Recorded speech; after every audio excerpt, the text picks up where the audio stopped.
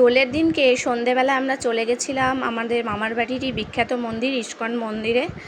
আর দোলের দিন সেখানে সুন্দর করে সাজিয়েছিল আর ভেতরে নাম কীর্তন হচ্ছিল, তো আমরা সেটাই দেখতে গেছিলাম প্রথমে।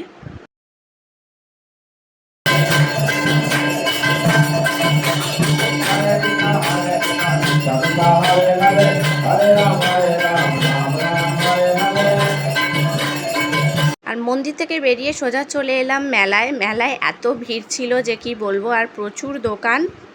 তো মেলার সাথে সাথে চলছিল এখানে সাংস্কৃতিক অনুষ্ঠান। তো মেয়ে এখানে প্রথম একবার নাচ করলো।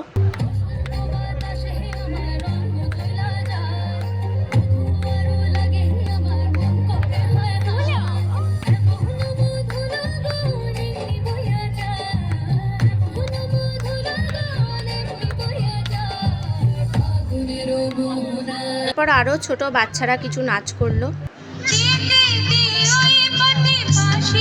তো নাচের শেষে মেয়ে এখানে মেহেন্দি পড়তে বসে গিয়েছিল। তো এইটা দেখে আমাদের ছোটবেলার কথা মনে পড়ে গেছিলো, আমরাও ছোটবেলায় খুব ভালোবাসতাম মেহেন্দি পড়তে। তো মেলাতে ঘুগনি আর ফুচকা খাবো না তাই কখনো হয়, তো সেটা দিয়েই খাওয়া দাওয়া শুরু করলাম।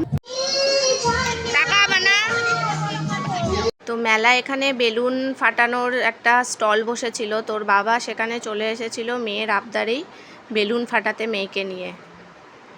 তারপরে আমরা দুই বোন লস্যি খেতে গেলাম।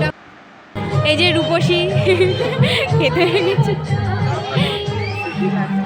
শেষে আইসক্রিম খেয়ে মেলার পর্ব শেষ করলাম। তো তোমাদের ভিডিওটা কেমন লাগলো জানিও। আজকের মতো টাটা।